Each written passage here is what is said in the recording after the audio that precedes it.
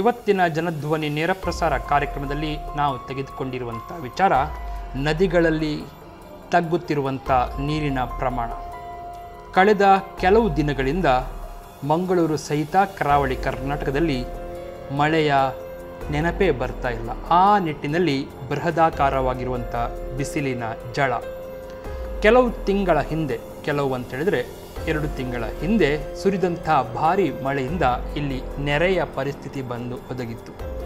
ಆದರೆ ಈಗ ನೋಡಿದರೆ ಕೆರೆಗಳಲ್ಲಿ ಅಥವಾ ನದಿಗಳಲ್ಲಿ ಅಥವಾ ತೋಡು ಕಾಲುವೆಗಳಲ್ಲಿ ನೀರಿನ ಒಂದು ವಿಚಾರಣೆ, ಅಂದರೆ ಅಷ್ಟು ನೀರು ಕಡಿಮೆ ಆಗಿರುವಂಥ ಒಂದು ಪರಿಸ್ಥಿತಿಯನ್ನು ನಾವು ಕಾಣ್ತಾ ಇದ್ದೇವೆ.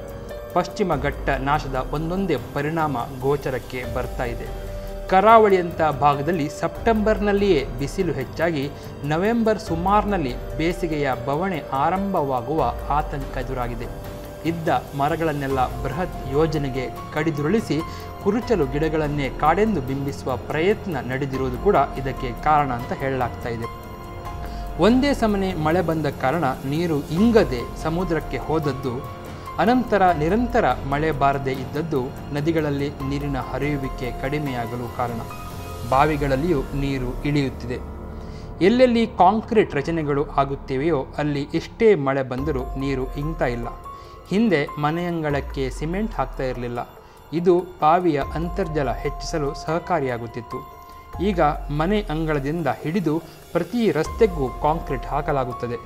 ವಿಶೇಷವಾಗಿ ಉಡುಪಿ, ಮಂಗಳೂರಿನಂಥ ನಗರ ಪ್ರದೇಶಗಳಲ್ಲಿ 400 ಮಿಲಿಮೀಟರ್ ಮಳೆ ಬಂದರೂ ಕಾಂಕ್ರೀಟ್ ರಸ್ತೆಯಡಿ ನೀರಿನ ತೇವಾಂಶವೇ ಕಾಣದು. ಇದರಿಂದ ನಗರದಲ್ಲಿ ವಿಶೇಷವಾಗಿ ನೀರಿನ ಕೊರತೆ ಹೆಚ್ಚಾಗ್ತಾ ಇದೆ. ನಗರ ಸಂಸ್ಥೆಗಳು ನೀರು ಕೊಡುತ್ತವೆ ಎಂದು ಕೆಲವರು ಬಾವಿ ಮುಚ್ಚಿಸಿದ್ದಾರೆ.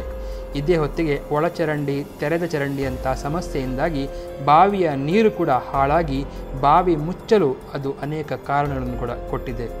ಸರ್ಕಾರಕ್ಕೂ ಈಗ ನೀರು ಪೂರೈಸುವುದು ಕಷ್ಟವಾಗುವ ಸಾಧ್ಯತೆಗಳು ಕಾಣ್ತಾ ಇದೆ. ಹಾಗಾದರೆ ಇದಕ್ಕೆಲ್ಲ ಏನು ಕಾರಣ? ಇಂಥ ಒಂದು ನೆರೆಯನ್ನು ಕಂಡಂಥ ಕರಾವಳಿಯ ಜಿಲ್ಲೆಗಳಲ್ಲಿ ಈಗ ಸರಿಯಾಗಿ ನೀರು ಕೂಡ ಸಿಗದಂಥ ಪರಿಸ್ಥಿತಿ ಇದೆ. ಎಲ್ಲಿ ತನಕ ಅಂತೇಳಿದರೆ, ಕಳೆದ ವರ್ಷ ತುಂಬೆ ನೂತನ ಡ್ಯಾಮ್ ಕಾಮಗಾರಿ ಪೂರ್ತಿಗೊಂಡು ಏಪ್ರಿಲ್ ಬಳಿಕ 6 ಮೀಟರ್ ನೀರು ನಿಲುಗಡೆಯಾಗಿತ್ತು.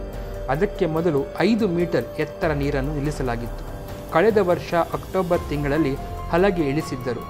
ಏಪ್ರಿಲ್ನಲ್ಲಿ ನೂತನ ಡ್ಯಾಮ್ ಕೆಲಸ ಮುಗಿಸಿ ನೀರು ನಿಲುಗಡೆ ಆಗಿದ್ದು ಕಿರು ಡ್ಯಾಮ್ ಮುಳುಗಡೆಯಾಗಿತ್ತು. ಪ್ರಸ್ತುತ ವರ್ಷ ಹೊರ ಹರಿವು ನಿಲ್ಲಿಸುವ ಡಿಸೆಂಬರ್ನ ಸ್ಥಿತಿ ಸೆಪ್ಟೆಂಬರ್ನಲ್ಲೇ ಬಂದು ಒದಗಿದೆ. 2015-16ನೇ ಸಾಲಿನಲ್ಲಿ ನವೆಂಬರ್ನಲ್ಲಿ ಕಿಂಡಿ ಅಣೆಕಟ್ಟಿಗೆ ಹಲಗೆ ಇಳಿಸಿದ್ದರು. ಸುಮಾರು 1 ತಿಂಗಳ ಕಾಲ ಆ ಕಾಮಗಾರಿ ನಡೆಯುವುದರಿಂದ ಡಿಸೆಂಬರ್ ತಿಂಗಳಾಗುವ ತನಕ ನೀರು ನಿಲ್ಲಲು ಆರಂಭವಾಗುತ್ತಿತ್ತು.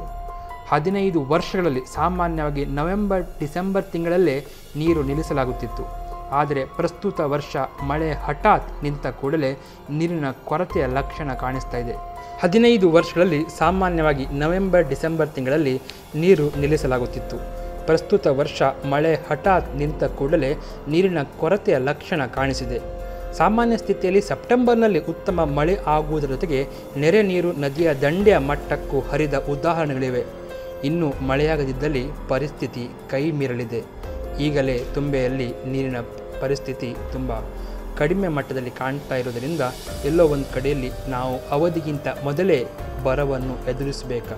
ಈ ಬಗ್ಗೆ ಇವತ್ತಿನ ಜನಧ್ವನಿ ನೇರ ಪ್ರಸಾರ ಕಾರ್ಯಕ್ರಮದಲ್ಲಿ ನಾವು ಚರ್ಚೆ ಮಾಡಲಿಕ್ಕಿದ್ದೇವೆ.